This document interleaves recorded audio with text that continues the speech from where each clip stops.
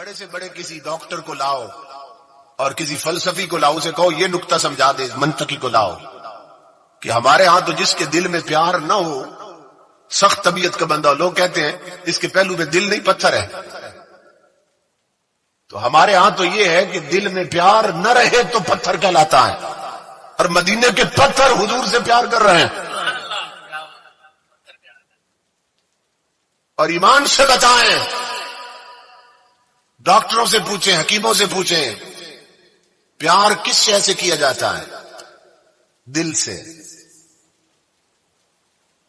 اسی لیے تو محبوب کو دل بھر کہتے ہیں،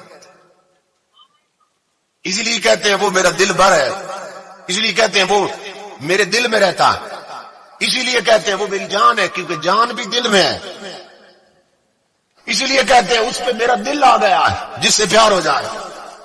تو محبت کا جب بھی بیان ہوگا دل کا حوالہ ضرور ہوگا، سمجھ رہے ہیں نا؟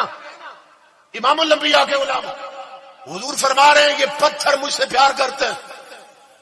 پوچھو کسی ڈاکٹر سے، اور پیار دل سے کیا جاتا ہے، اور پتھروں کے تو دل ہی نہیں ہوتے،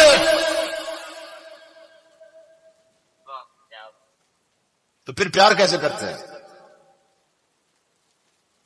جب پیار ہی دل سے، آپ دیکھتے کس چیز سے ہیں؟ تو جب آنکھ ہی نہیں تو کس شے سے دیکھتے ہیں؟ آپ سنتے کس شے سے؟ کان سے۔ تو جب کان ہی نہ ہو کسی شے سے، سنے گی کس شے سے؟ پیار ہوتا ہے دل سے، کسی پر دل آئے تو محبت ہوتی ہے، اور پتھروں کے تو دل ہی نہیں ہوتے، مگر مصطفیٰ اعلان کر رہے ہیں یہ پتھر مجھ سے پیار کرتے ہیں۔ بڑی باریک بات کرنے لگا ہوں، آؤ سوال کرتے ہو پہاڑ کے پتھروں، اور محبت کرنے کے لیے دل چاہیے، تمہارے دل نہیں، پیار کیسے ہو گیا؟ تو وہ پتھر کہتے ہیں نادان، محبت کے لیے دل نہیں چاہیے، محبت کے لیے سامنے حسن مصطفیٰ چاہیے۔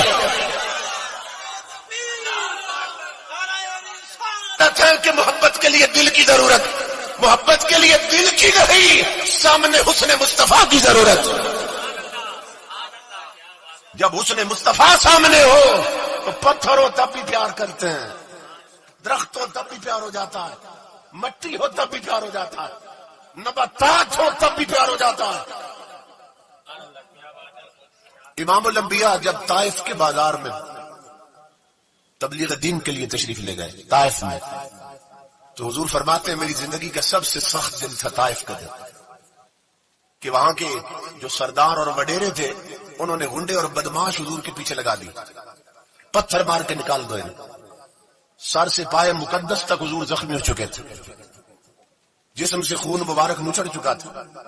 حضرت زید غلام صاحب سے آبادی سے باہر لے کے آئے، اور خیال یہ تھا کہ کسی باغ میں تھوڑی دیر لیٹ جائیں گے، کیونکہ حضور نڈھال ہو گئے تھے، نڈال ہو گئے تھے۔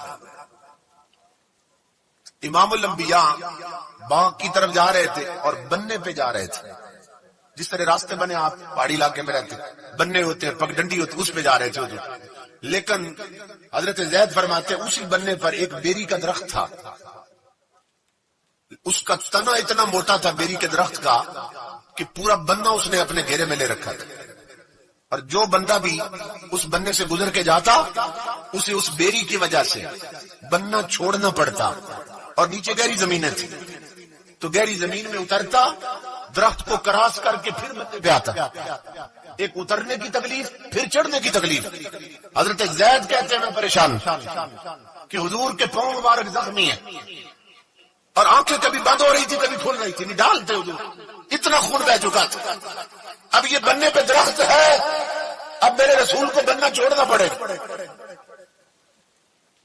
اب نیچے اترنا ہوگا، تکلیف ہوگی، اترتے بھی پھر چڑھی پہنچے، بیری کا درخت نے ہلنا شروع کر دیا، اچانک وجد میں آیا اور درخت نے اپنا سینہ چیرا اور حضور اندر سے گزر گئے۔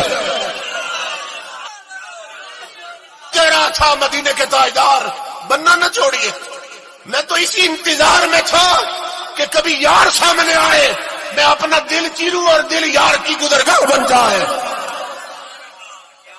میں سینہ چیروں آپ میرے اندر سے گزرے، اس سے بڑھ کے میرے وقت کیا ہوگے؟ یار میرے اندر سے گزرے، سینہ چیر لیا اس نے، امام الانبیاء اندر سے گزر گئے۔ تو گویا درخت ہمیں یہ سبق دے رہا ہے، نادان سن، جب تک مصطفیٰ کے عشق میں سینے پھٹ نہیں جاتے یہ دل یار کی گزرگاہ نہیں بنے گا۔ اور آپ کو عجیب بات بتاؤں کہ وہ جو بیری پھٹی تھی نا حضور کے لیے، صحابہ کرام اس بیری کو سدرت اللہ نہیں کہتے تھے، سدرہ عربی میں بیری کو کہتے ہیں، تو صحابہ یہ نہیں کہتے تھے یہ سدرت اللہ، یہ اللہ کی بیری ہے۔